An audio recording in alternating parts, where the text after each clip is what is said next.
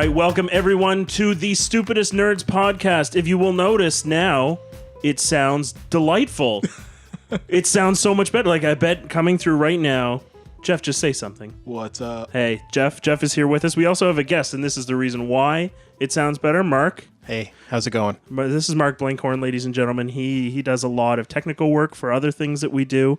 And once I showed him what we were doing with the podcast, I wanted to string you up by your short and curlies. Yeah, it was very professional. He liked the constant table banging noise and the halfway through, oh shit, I have the mic on the wrong field thing. There's that. Yeah. There was that. So we've basically now reached a zenith in podcasting production. As good as it's going to get. Summit, if you will. No, this is the zenith. There's only down to go from here. So welcome, Jeff and Mark. Thanks for. Well, I mean, Jeff, you're always here. So yeah, I'm always here. I don't leave your basement. Who the fuck cares that you're here? But welcome, Mark. I'm glad you could be here with us. We're gonna start off right away by talking about a favorite topic of mine because Jeff brought it up again. Wearables. Yes. Tell everyone what the fuck you want to tell them about wearables. Well, okay, first of all, you're talking about a wearable as in a piece of technology that controls some other piece of technology on your body. Not that necessarily is wearable. controls another piece of technology, but is a piece of technology that you wear with you in your daily So it's clothes. life. Really? Piece of technology. Clothes are a piece of technology. Electronic piece of There was a technology. time, a point in history when we didn't have clothes and people were like, what is this? Why? What is this crazy In technology? fact, I think the originator of clothes was from Saskatchewan. You think so? Yeah, because it gets cold there. Oh.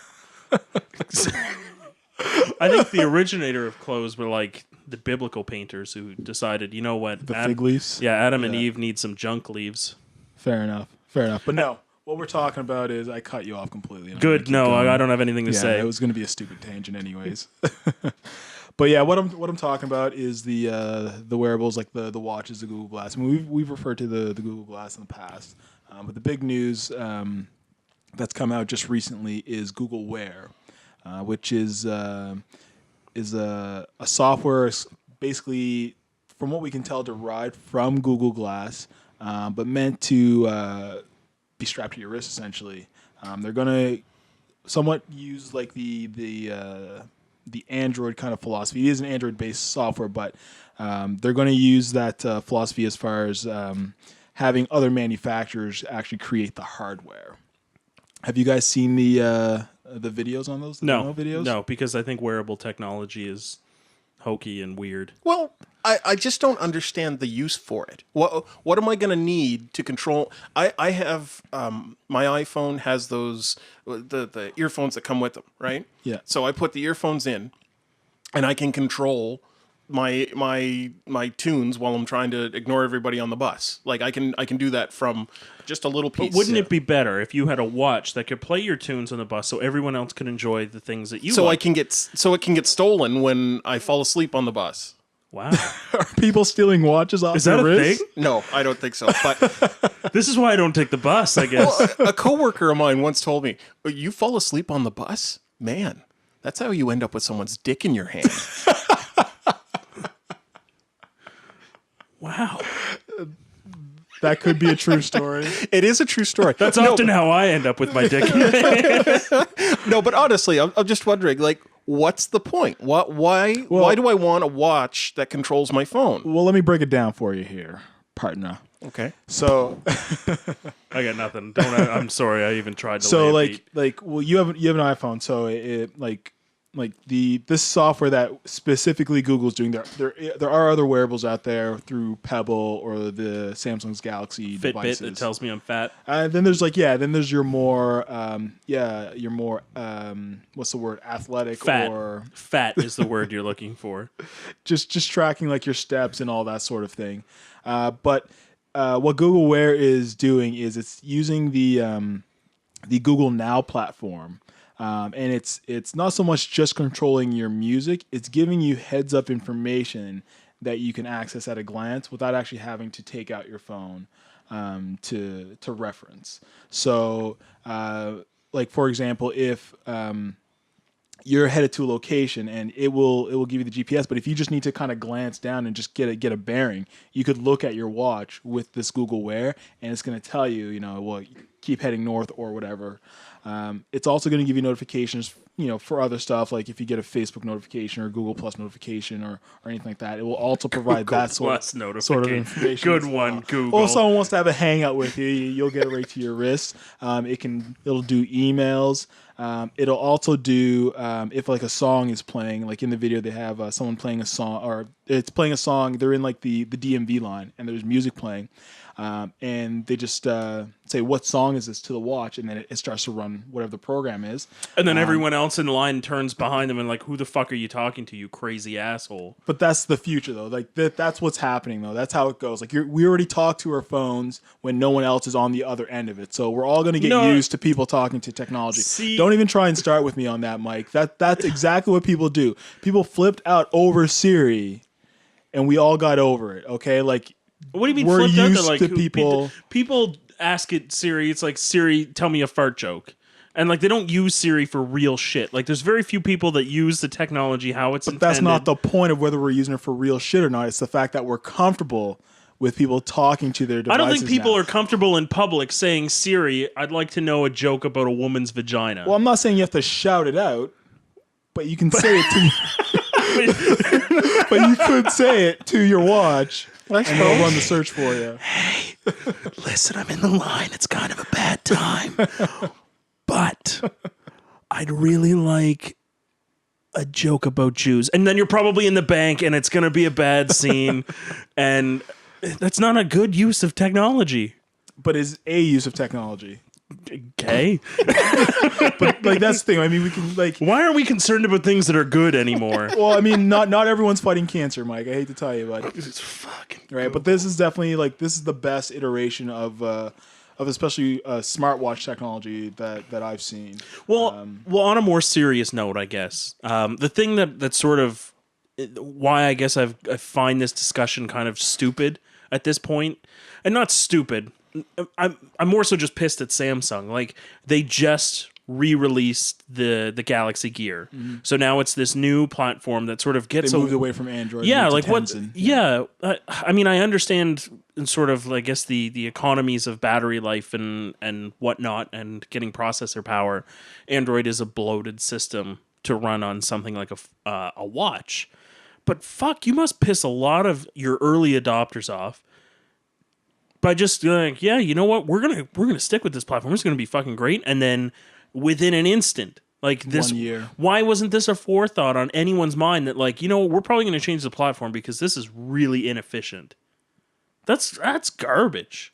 And that's fair. I don't know how many of those watches they really sold anyways. Yeah, but it's the group of people that evangelize the technology. Like I understand. It wasn't very well received, and you've got to do something to spice it up. But man, that must draw like. If switching to Tenzin spices anything up ever, I don't know. You got to figure that there's some sort of way that these watches could, if it's just software. Why can't you just update the software? Well, I just don't think Samsung cares. Like they created I don't think they care. Yeah. Well, it's like the Galaxy Gear only works on certain Samsung phones. Not even all Samsung phones, but certain specific Samsung phones. Well, that's because so what's changing the software on the watch? The fucking nerds that want this shit anyway are gonna have Samsung phones, and they're gonna update every year. Yeah, they are. Man, okay, they'll give the old one to their dad or something. We are our own worst enemy. Yeah, we are. Because we're gonna buy it. I'm not actually. I'm not gonna buy a Gear. I'll strongly consider the Google Wear. Once we see like some real like manufacturers pick it up and actually produce something physical, I'll strongly consider it. I think there might be a rumor that they might be doing like solar charging as well to help with the software, so that'll be really nice. But we'll have to see. The sun. The sun. It's always there. It is always there, and especially on your arm, because you wouldn't have that under like a jacket or, I don't think it's going to be its main source of power. Why not? The sun fuels our life. You Jeff. keep trying to troll. I know. It's bad. It's terrible. All right. Well, I don't know. Does anyone else have anything insightful to say about wearable technology? I mean, I like the idea of glass, especially if I'm walking around like if I was a fit nut, right? And I had your type of glasses, Mike, and I'm walking around and I'm like, okay, how many steps have I gone? How fast am I going? Where am I at? What is my heart rate at this particular time? How long is it? People that have my kind of big, dorky, hipster-looking glasses are often They very did release concerned. updated glasses that are more modern looking, I guess. Not so. Well, you do have a leopard print somewhere. Is all I'm saying. On my glasses? On your glasses. Oh. Yeah. I thought you knew something else. I don't claim to. We'll never want to know. But just say, Mark, spot on. But yeah, like fitness is definitely a big part of the wearables push. I mean, that's what really started was like Fitbit and all those other guys. But with like glass, yes, there's the fitness element, but there's also the ability, and it's kind of a creeper thing. I'll definitely admit, but like the ability to kind of snap quick photos, or the HUD display for like navigation, or even just measuring speed. If you're driving for performance or running really have you. fast. What I'm scared of is when they start bridging the gap between stuff like Google Glass and then the Oculus Rift. So you want to play a video game while you're walking down the street, all of a sudden you're going to plow into somebody. It's funny you mentioned that. I wish I would have made better note of it, but there is a manufacturer or developer or somebody who's trying to combine virtual, like an Oculus Rift with like a Google Glass, where you have like a HUD, but it also will create elements in the world for you as well. I think it's getting a little.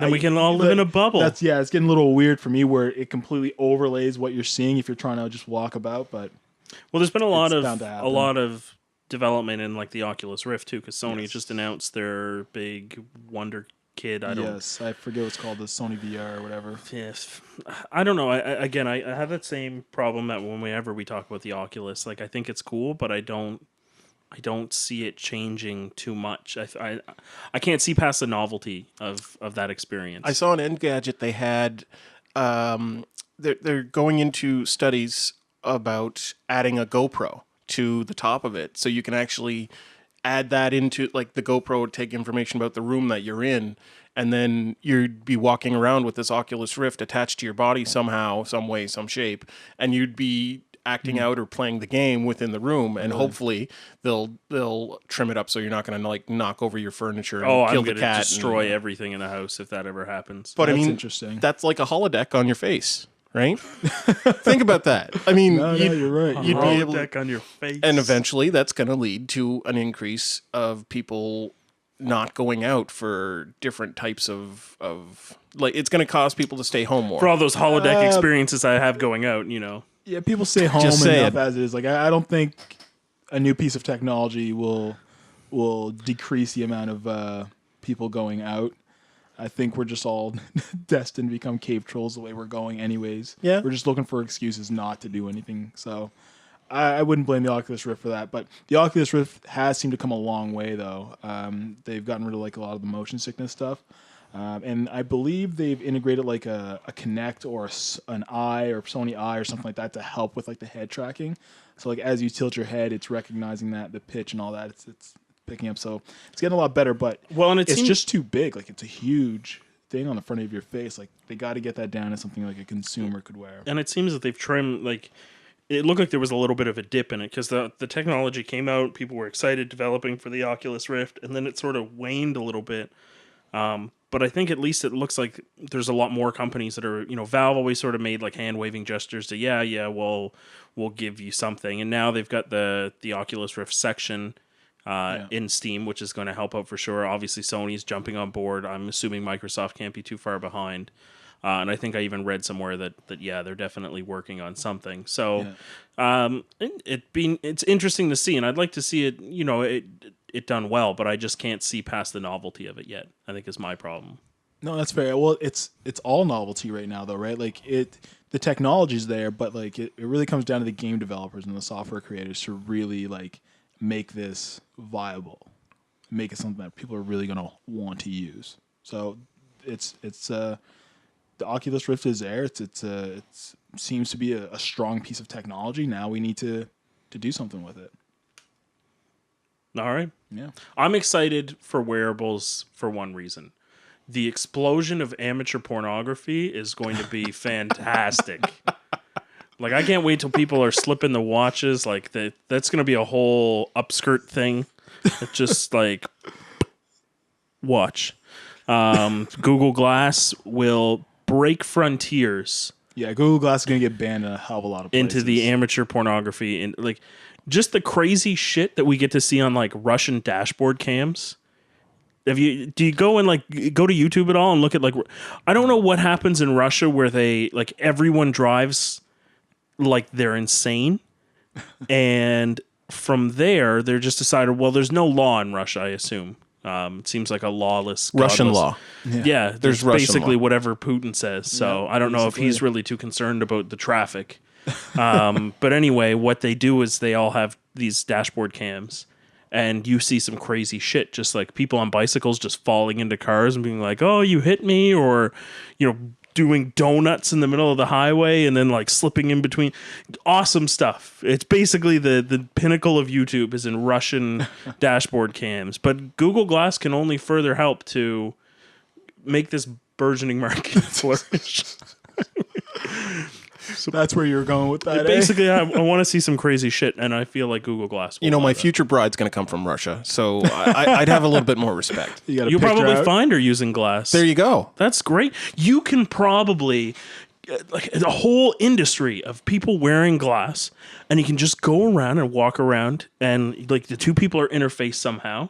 You talk to your Russian connection, and he looks at the girl, and you're like, you can check her out. You can do a little spin. You walk around. You can Vladimir will do this. And then you're like, that's the one. And then poof, in the car back to Canada or America or whatever civilized country that we would drive right across the Bering Strait and away you go. Exactly. It's like an ice bridge for 3 months a year, I think. Isn't it? Anyway, we've got planes. Perhaps we should move on. We've got the technology. So I wanted to talk a little bit about, again, something we talked about before. I was excited to tell Jeff that I purchased a Surface Pro. And Microsoft's answer to the iPad. Yeah, you know what? I bought it because I'm like, I'm going to get rid of my laptop. I'm very happy with I've got a Dell Studio XPS. Very nice laptop, but very big. So I'd only really use it to play games, and I really play games on my desktop, so I didn't have a need for it. I need something smaller. I'm going to get a tablet. I had an iPad. It doesn't do anything. So I'm going to try the Surface Pro because they just knocked down the original Surface Pros because the Pro 2, which does absolutely nothing other than the most important thing apparently that Jeff and I found is the kickstand on the back of this thing is a bitch. Yeah, two-stage hinge. It's basically revolutionary at an angle that's viewable for like, I don't know, people with no necks or a small proportion of lower to upper body size. Yeah. But just would like to confirm that I was in fact correct. This was not a great decision. Yet he still bought it. I did. Well, I had to try it. I can't, even though I'm prepared to sit here in my armchair of excellence and judge technology with the extreme level of competence I have in the subject. Sometimes you just got to try things out, and it just, you know what, it would probably work great for someone that carries around the keyboard all the time and really wants to use it like a laptop, but for some reason have a tablet. I really honestly can't think of anyone that this works for. I'm sorry, Microsoft. Are we at the stage where it doesn't matter who comes out with another tablet, they're all trying to chase after that iPad Air sort of symbol here? And it doesn't, I mean, you're not going to achieve that anymore. It's like, why bother? Android, whatnot. See, the thing that bothers me about the tablets is I have no desire to have a phone-sized tablet. And maybe that's because I have a tablet-sized phone, because that's really what it seems like. When Android's on it, I'm not impressed. When the iOS is on it, it's just a big phone. And I already have, maybe that's my problem, I already have a Note, so I'm already kind of in the, you already have a big phone. A phablet. A phablet. You have a phablet. Fucking, oh my God. Anyway. So maybe I'm already in that boat that just can't care or can't get excited, but I would like some sort of functionality to it. So the idea of a laptop-style tablet makes some sense to me, but it's just so poor in its execution. The tablet functions don't work. Like something as simple as automatically going into a text entry when you go into a browser field or something like that to search. It doesn't happen on the Surface Pro. Now, that could be because I'm not using the Market apps to open it, but even when I do, like when I open Internet Explorer through what I would assume to be the Windows Market, the Metro UI, it doesn't do that. And I know the Surface RT does, so I understand that they're still trying to put all of the professional level functions or the things that we expect from the Windows OS on the tablet. But some things from the tablet world just need to come over. And if they're not there, it's kind of shit. That's really I've just been very underwhelmed. Like, I'll try and find a use for things, but I can't. And I thought I had one. I thought I was the perfect candidate for it, and I'm not. It's just not there. It's not viable. Like the interesting thing about tablets, especially when you compare the iPads to the Android tablets, is like each one only has half the story. When you're looking at the Android tablets, like the UI, the interactivity, that's fantastic. It's beautiful. It works very well.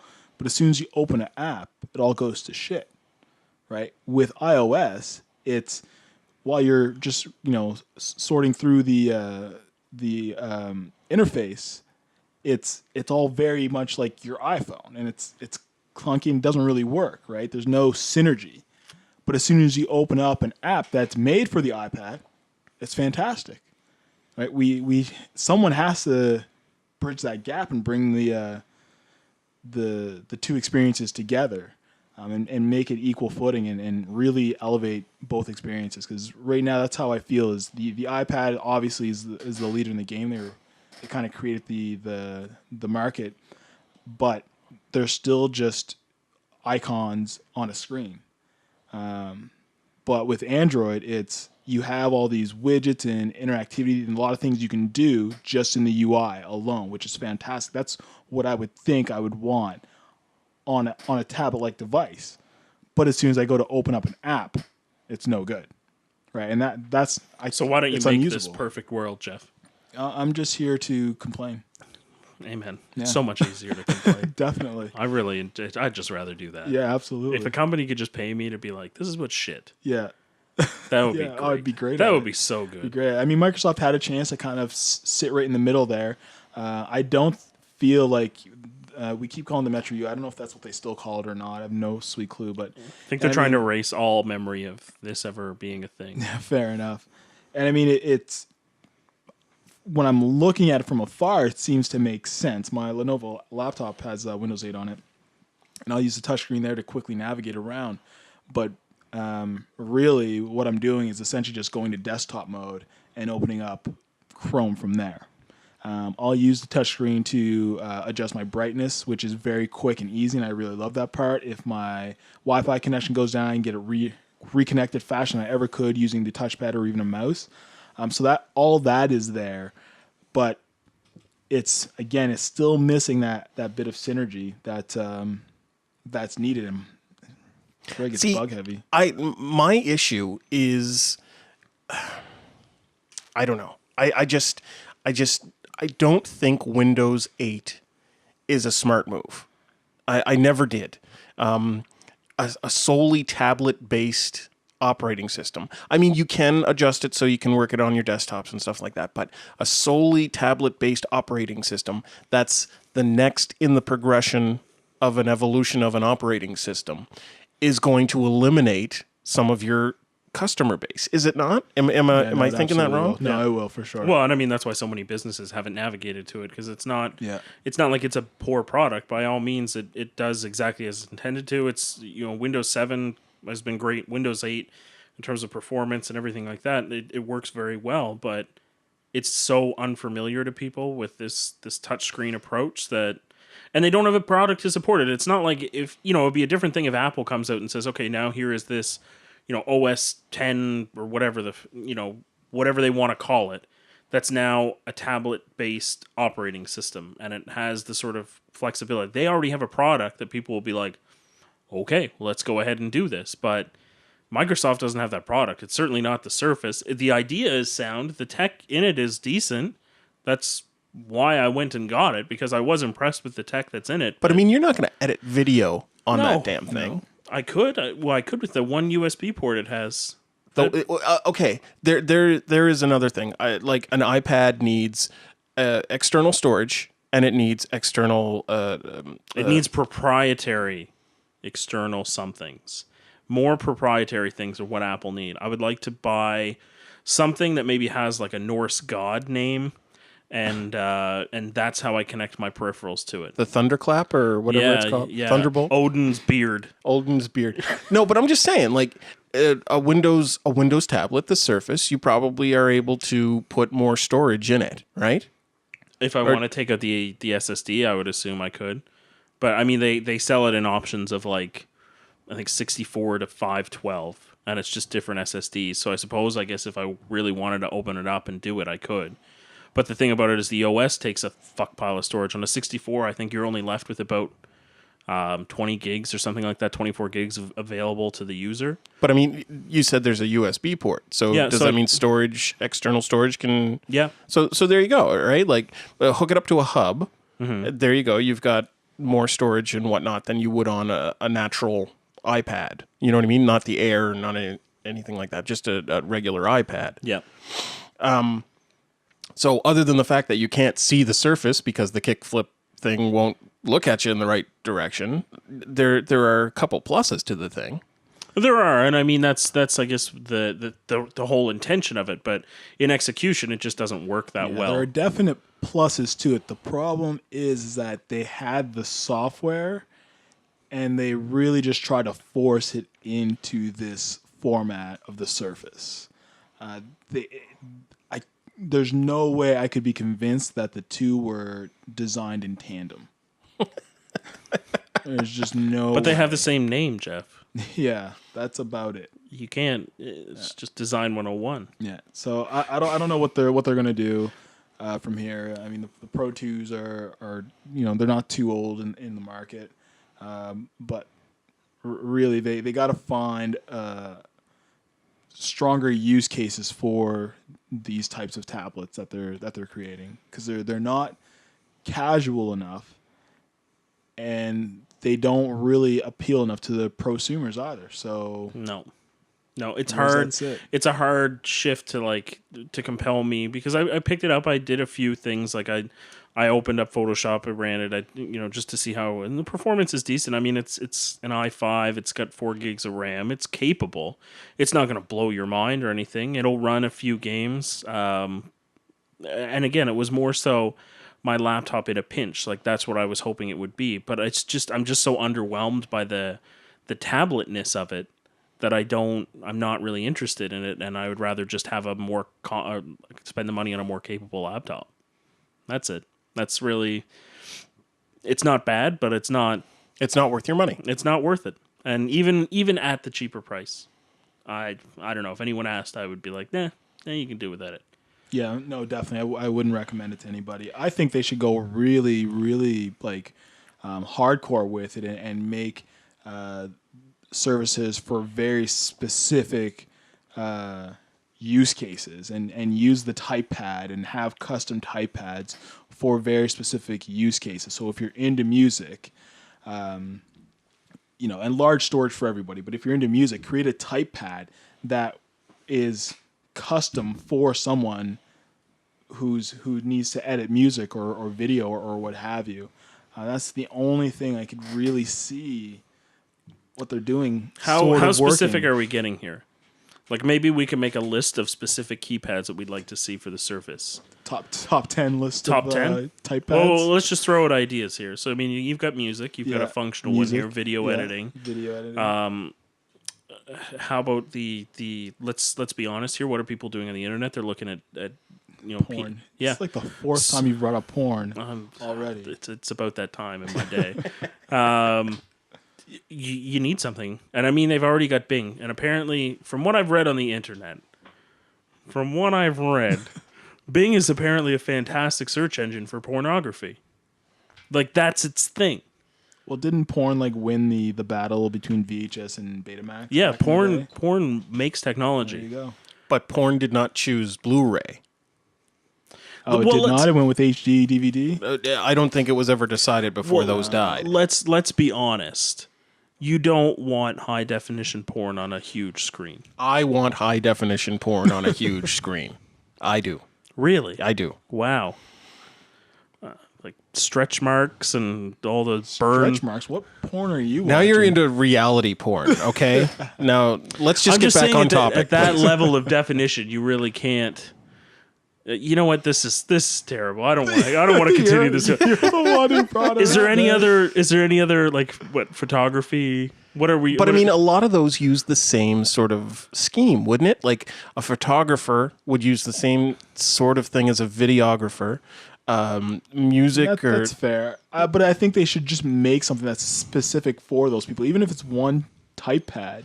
would you like to see a type pad where you could like scratch records? That would be cool. Yeah, why not? But in all honesty, like they might as well. What Like, else? what could- else do they have going for them? You could have like a kitchen one where you could like chop vegetables. Sure.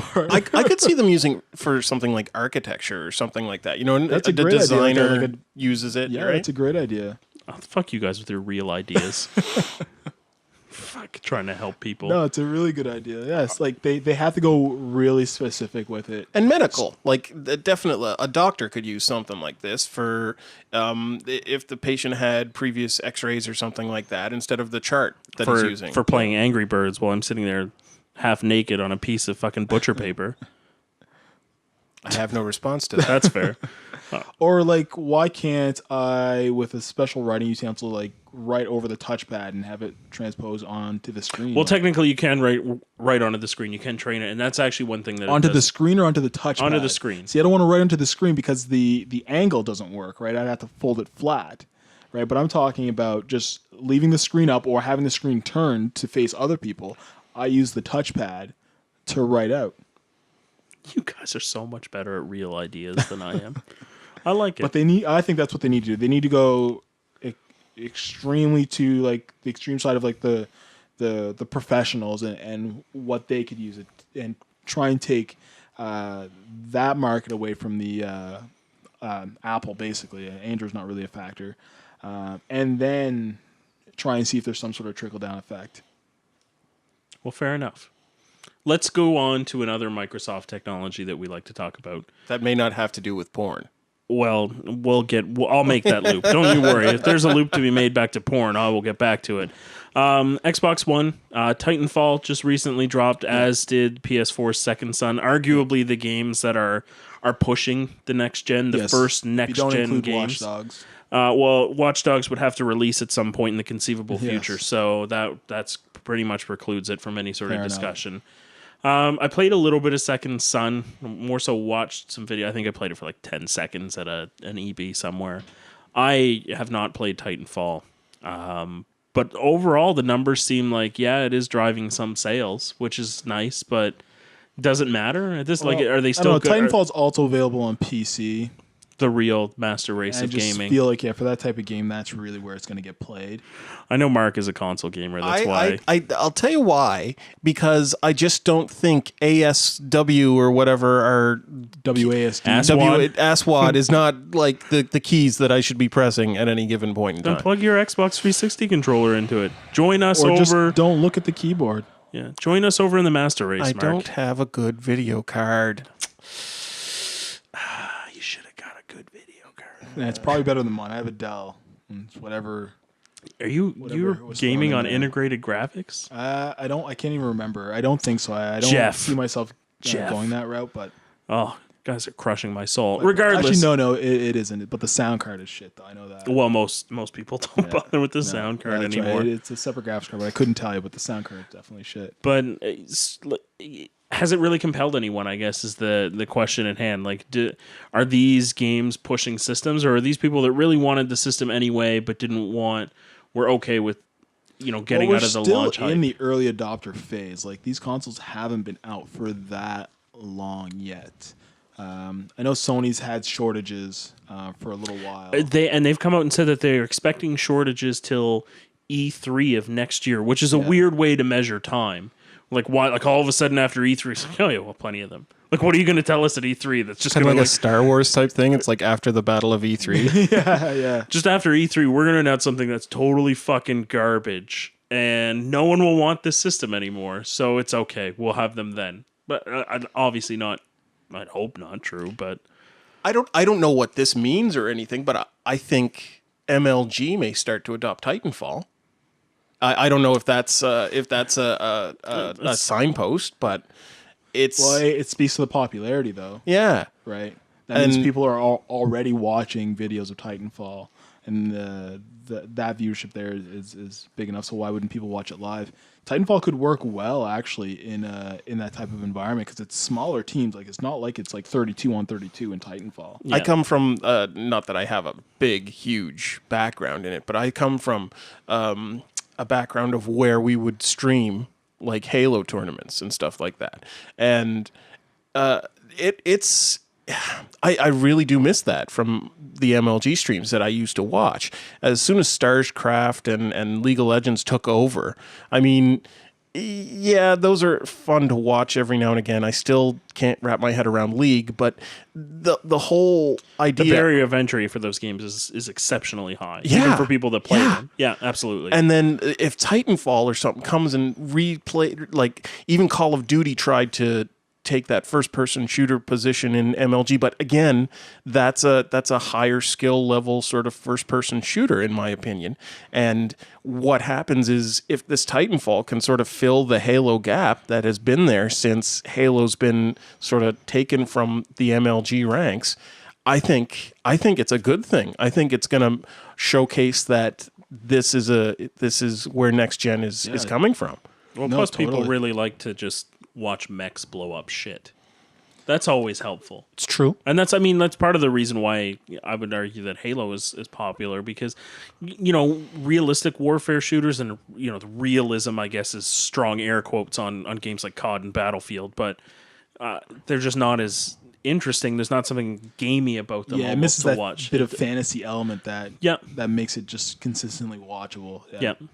But 'Cause- I mean, it goes to show that there is an audience for Call of Duty in a mech or Halo in a mech, right? So, and from what I've been watching on Twitch, it looks pretty. It looks like a pretty game. Yeah, it does look really good. Aside from whatever Xbox's issues with, we're actually getting an acceptable frame rate or acceptable resolution. But I really think those are But non-issues. if you're playing on an Xbox, like it's can gonna you not be used to that sort of thing? see the frame rate, and this is the thing about it. I you can't feel be like the complaining about that. resolution Get a things, PC if that's really what you're going to be. the resolution things are all non-issues, and yeah, it is kind of it's alarming, I guess, in the sense that there's such a discrepancy between the PS4 and the Xbox. But ultimately, the game's going to be on your fucking TV. It'll look good.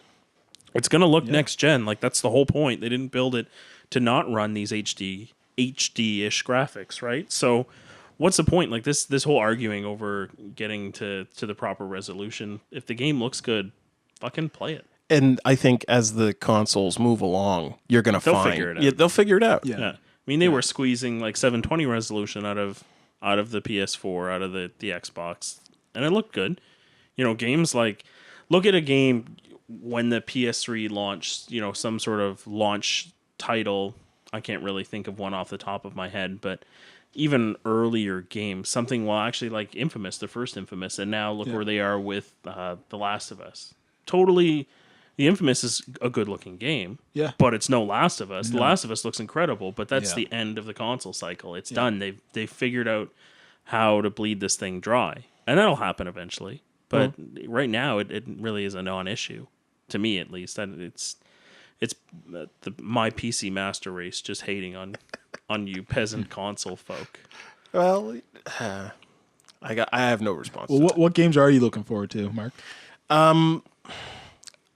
I gotta say, there's nothing that's really big on the horizon that's sticking out for me. Nothing that's really making me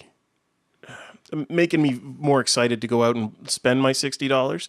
But I am kind of intrigued at what PS4 does with the indie scene. That's a lot better than what Xbox One does, and I think that's where I'll find probably more something that I'll be playing a lot more often. I think that's where a surprisingly large amount of people will find themselves.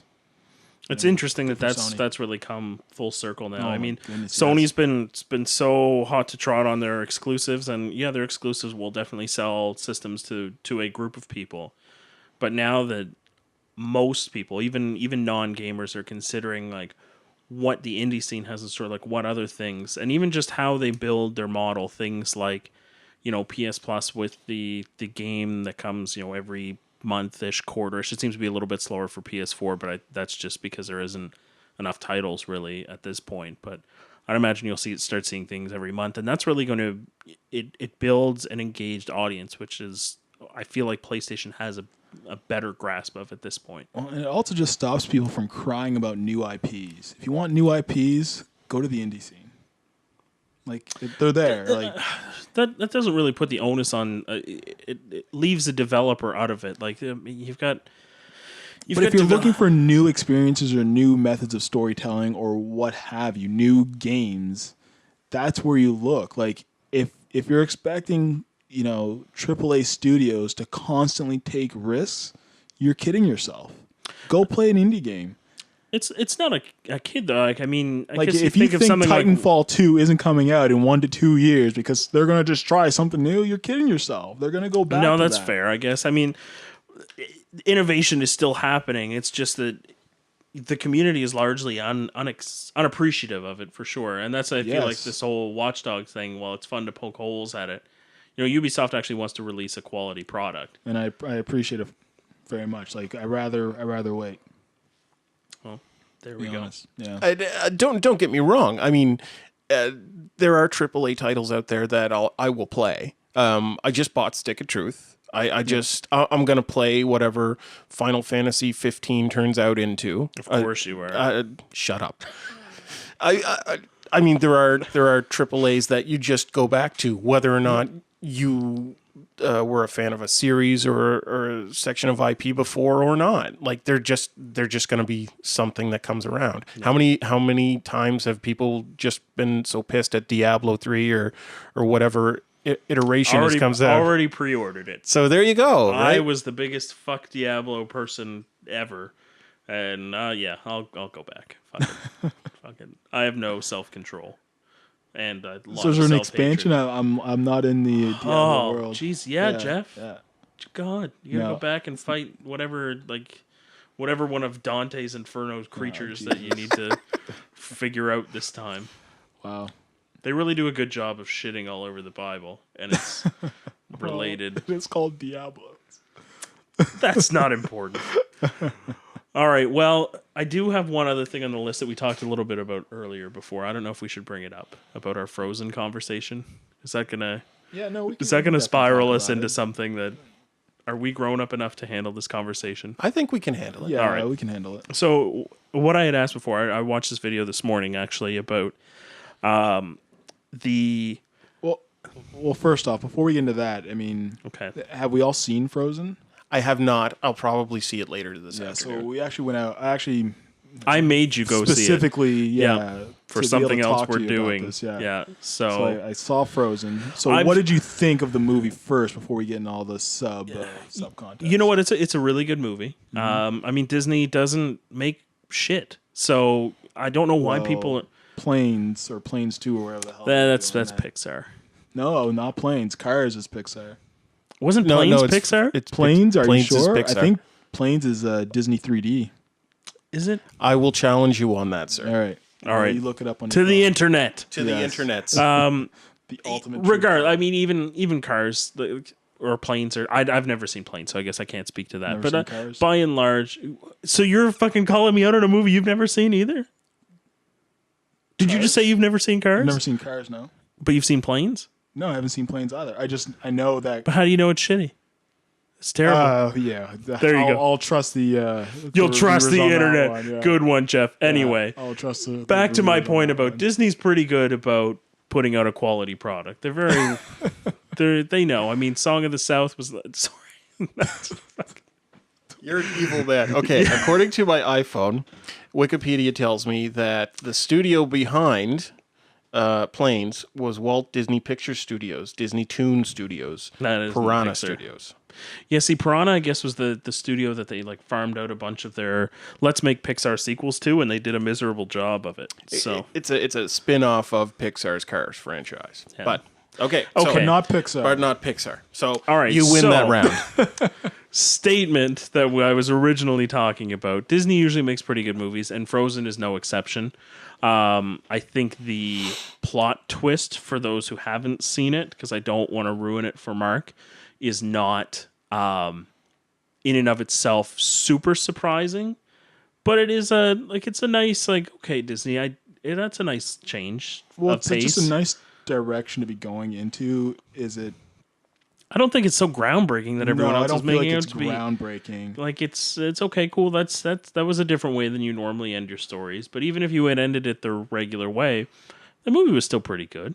The movie was pretty good. It did make wasn't it better. amazing, or like it wasn't better than Finding Nemo or Up or anything like that. It wasn't better than Beauty and the Beast or. Well, okay. Can I just interject here? From what I know, and from what I've seen and heard, we've got Kristen Bell is one of the main voices, main girls. Yeah. She's actually singing in this too. I don't know if you noticed that or Oh not. yeah, she is. Like Yeah, She actually sings, yeah. Like wow, I still Veronica can't- Mars. Yeah. Well, I still can't picture her outside of that scene that she does in that stupid show with Don Cheadle. But she's dancing around half naked, so every time she sings, that's House of Lies. House of House Lies. of I actually Lies. like that show. That is a great show. I said it was stupid. So she's dancing around half. I can't keep my story straight. Anyway, back to the. She's dancing around half naked in House of Lies, but she's quite cold and frozen. Is that what we're talking about? Oh, thank she's not the cold one. Oh, fine. Sorry, it just ruined the movie for you. Just ruined the movie. That's not given away in the first 10 seconds. So. Okay, good. But anyway, the whole point of this, and I was reading or watching a video making a comment that this was the new anthem for the LGBT. Yeah, we still didn't figure out this acronym. No, we LGBT. have. Is Mike that? just hasn't. LGBT. And if that's wrong, I'm sorry. But not wrong. this community, it's their new watershed moment, which is really like out of anything else that there's been so much more that has gone on to sort of empower people or to tell their story, tell stories that affect their community. Things like Dallas Buyers Club. I don't know if you've seen that movie. Fantastic movie. And very much a poignant film for that community. Much better, much better story to tell than don't leave it to Disney to tell the story of be a rally call for this community. Like that's not. I don't know. I think if there's something there that's tangible, then yeah, be proud of it. I'm all for it. I just don't know if there's really something there or not is the thing. Like it's not.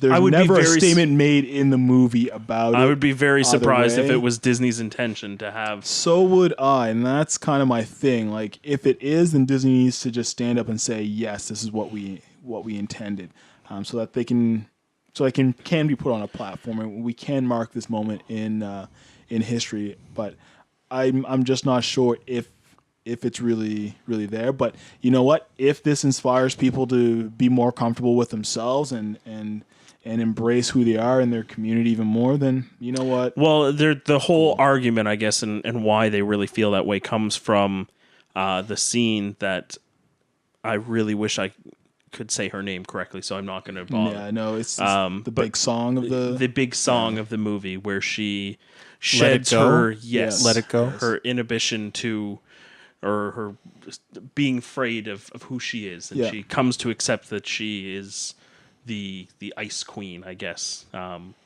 Which is, it's nice. It's a great song. It's a great song, it's fantastic a great song. movie. I can understand where you could potentially find meaning in the song. Yeah. But why she's singing it specifically, I don't know if that necessarily relates to. And there's being, there's always been gay. some sort of, with the exception of maybe very early Disney, there's always been some sort of affirming message to any of their movies. You know, you look at movies like The Lion King, you look at no, movies that's like actually a Beauty really and good the point. Beast. Like, there's always a positive, affirming message, and if that's what you're getting Be from who it, you are, regardless. exactly, of what that is, and that's great. And if that helps your cause, if that, you know, I'm not really too sure what's in it for embracing that as sort of, you know, something that's poignant it's to not your necessarily. community. It's not specifically speaking to the LGBT community. It's just saying, yeah, if you might feel like you're kind of on the outside, but be proud of who you are, regardless. I'm Yeah. proud of who I am. Most represented by either the reindeer or the snowman, right? Of who what Jeff and I are. Maybe, I guess. I would love to be a singing princess, but I don't think that's in You my can cards. pull it off, man. I've seen your legs. But what was that? Thank you. Thank you. What was that GTA expansion or spinoff with? Was it the Ballad of Gay Ballad Tony? of Gay Tony? Like, I didn't play it, but wasn't he the villain? No. Yes. Kind of. I don't know. Yeah.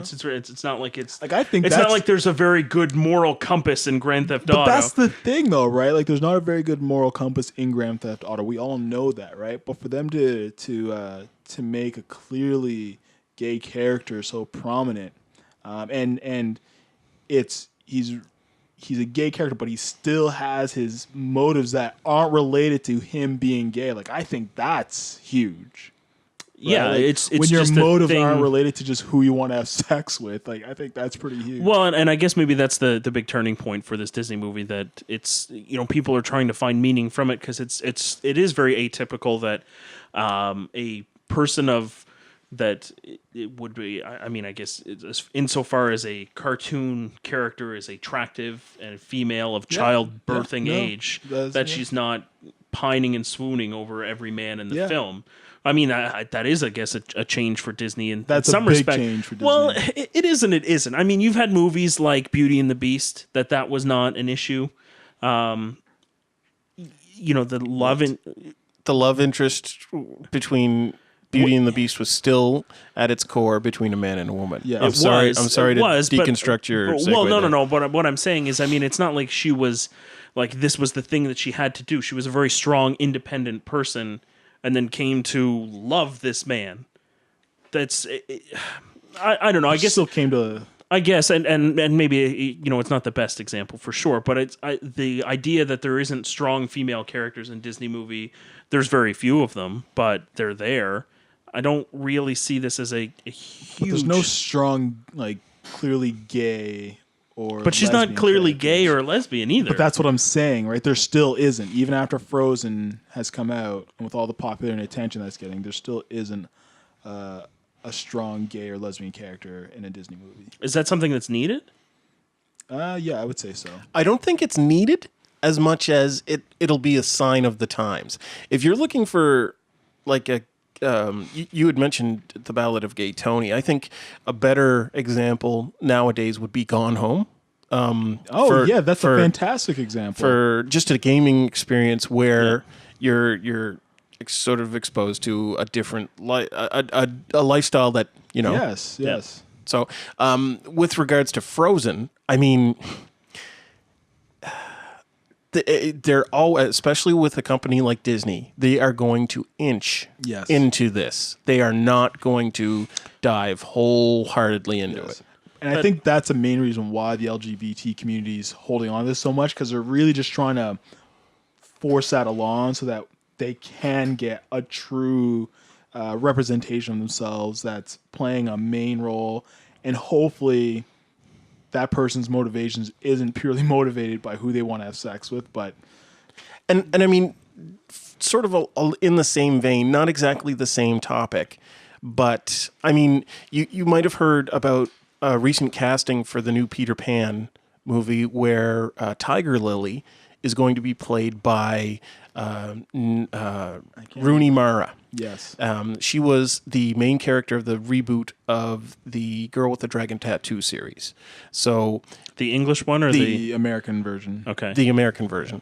And I mean, she's a great actress, but a lot of people are crying foul because roles like that are going to they're being whitewashed, right? Yeah. They're not, showing Native Americans in Native American roles.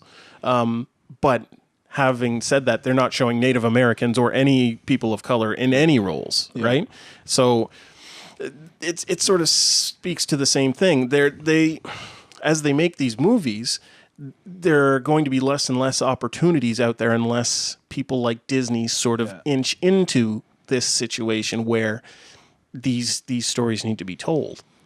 Yeah, I guess I don't know. I find it troubling that a group would try and latch to Disney and start using it as like a big life affirming thing. Like I feel like that's a slippery slope to. It's not their history. It's not their nature. I think it muddles. I'm glad that they're able to find something positive and affirming from it, and if it helps be a rallying cause for the community, so be it. But I really, if I were anyone in Disney, I would not really breathe any sort of life into this at all. It just, Disney movies exist as they are. They're a company that deals in the fanciful aspects of life and tells, charming, lighthearted stories. Who are these stories for, though? Well, I mean, they're for kids ultimately. For families, though, right? And what's a family nowadays?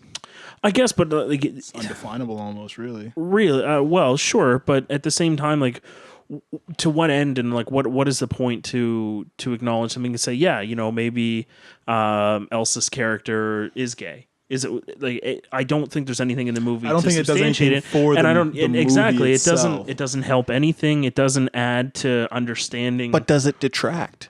Does it take away? If it's a zero sum, either having it or not having it accomplishes the same thing. What's wrong with having it? Well, I mean, it doesn't have an effect to someone that can approach it with, I guess, a rational mind.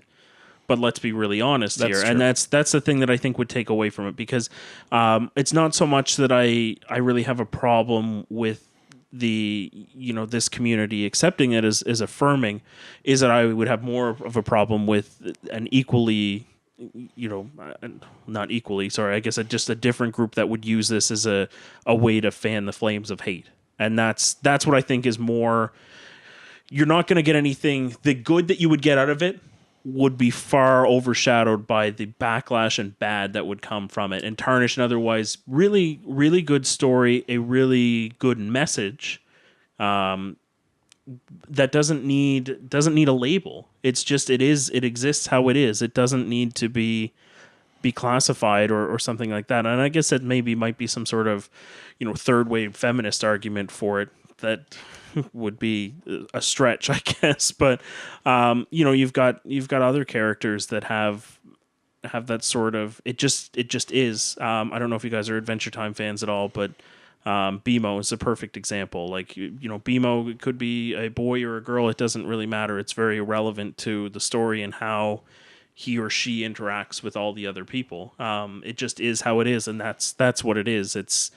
It would be nice if that's how it could be taken. And I fear for the worst if this is something that I don't think Disney's really going to entertain, but if this is something that the community pushes for and wants to make it the calling card for them, the backlash won't do anything good for the film, and I don't think it does anything good for them.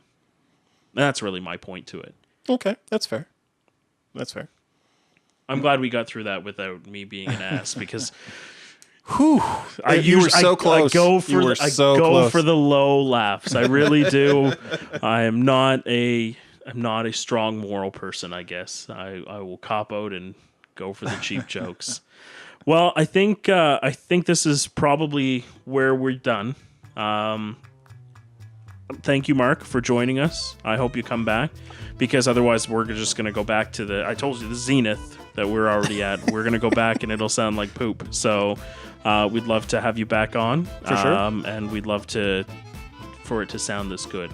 I don't even, it's not like I can hear it now. I just know it's going to be better than I'm the only one without a headset, so I have no clue how it's... Trust me, you're going to love it. You're going to love it. Trust in Mark. Yeah, all right. absolutely. Well, thank you for joining us. And we don't have a good calling card at the end. We usually fuck this part up. So go check us out on Twitter, Facebook, all those things that Jeff is in charge of. All right, guys. Take care. Bye. Are we done now? Yes. Okay, so I hit stop. Well, guess Did you so. say bye? Goodbye.